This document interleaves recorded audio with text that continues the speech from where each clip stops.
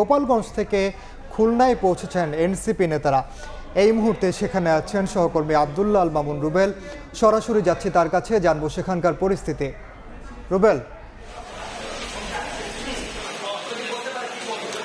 গোপালগঞ্জ থেকে খুলনায় এসে পৌঁছেছেন জাতীয় নাগরিক পার্টি এনসিপির শীর্ষ নেতারা। কিছু সময় আগে খুলনা সার্কিট হাউসের তারা আসলে এসে পৌঁছেছেন। আমরা এখানে দেখেছি গাড়ি থেকে এক এক করে যারা শীর্ষ নেতা তাদের অনেকেই আসলে নেমেছেন। এর মধ্যে আমরা দেখেছি জাতীয় নাগরিক পার্টির সদস্য সচিব শেখ আক্তার হোসেন, তিনি খুলনা সার্কিট হাউসে এখানে থেকে নেমে ভিতরে আসলে অবস্থান করেছেন। এর পাশাপাশি কিন্তু আমরা আরো অনেক নেতাকর্মী আসলে তারা গাড়িতে অবস্থান করছেন। সার্কিট হাউসের ভিতরে কিন্তু বিভিন্ন স্থানে তাদের যে গাড়িবহর সেই গাড়িবহরে অবস্থান করছেন এবং পর্যায়ক্রমে তারা আসলে এখানে নামবেন এবং সার্কিট হাউসে অবস্থান করবেন, এমনটি আসলে জাতীয় নাগরিক পার্টির স্থানীয় যারা নেতৃবৃন্দ আছেন তারা আমাদেরকে জানিয়েছেন। এবং কিছু সময় পরে কিন্তু গোপালগঞ্জে আজ সারাদিন যে ঘটনাগুলো ঘটেছে সেসব ঘটনার প্রেক্ষিতে কিন্তু একটি ব্রিফিং হওয়ার কথা রয়েছে। সেই ব্রিফিং এ আসলে আজকে সারাদিন গোপালগঞ্জে যে সংঘর্ষের ঘটনা ঘটেছে সেসব বিষয় তুলে ধরবেন এনসিপির শীর্ষ নেতারা, এমনটি কিন্তু আসলে আমাদেরকে জানানো হয়েছে।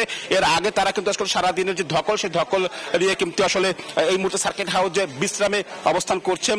একটু যদি বলে রাখি, এখানে কিন্তু এনসিপির শীর্ষ নেতাদের আগমনের খবরে আসার খবরে এনসিপির যারা স্থানীয় নেতৃবৃন্দ রয়েছেন তারা কিন্তু আসলে এখানে এসেছেন এবং তারা কিন্তু এখানে সার্কিট হাউসের যে জায়গাটি সেখানে কিন্তু এনসিপির শীর্ষ নেতৃবৃন্দ আসলে অবস্থান করছেন।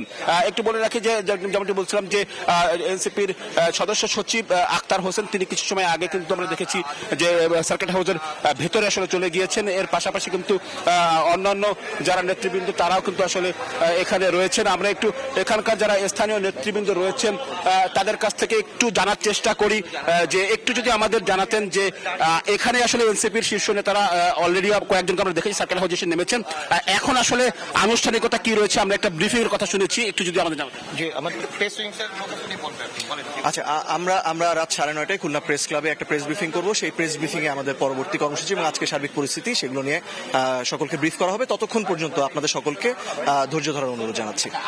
এখানে কি আসলে সার্কিট হাউসে আসলে যারা কারা কারা এসছেন বা আরো কেউ অন্য কোথাও নেতাদের মধ্যে অন্য কোথাও গিয়েছেন কিনা? বা না, আমরা এখন এখানে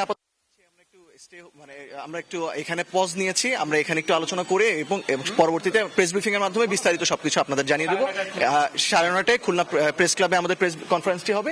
সেখানে দেশ গড়তে জুলাই পদযাত্রার পরবর্তী কর্মসূচি এবং আমাদের আজকে সামগ্রিক পরিস্থিতি সেগুলো নিয়ে সকলকে ব্রিফ করবেন আমাদের শীর্ষ নেতৃবৃন্দ। ততক্ষণ পর্যন্ত সকলকে একটু আমাদের সাথে থাকার জন্য অনুরোধ জানাচ্ছি। ধন্যবাদ।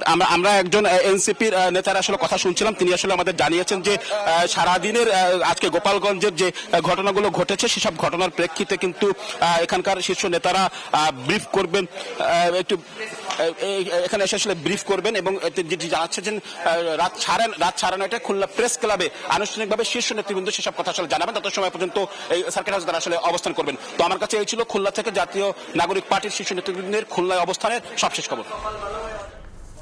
খুলনা থেকে আব্দুল্লাহ আল মামুন রুবেল আমাদেরকে জানাচ্ছিলেন গোপালগঞ্জে হামলার প্রতিবাদে আসলে সেখানে 9:30টায় প্রেস ব্রিফিং করবে এনসিপি।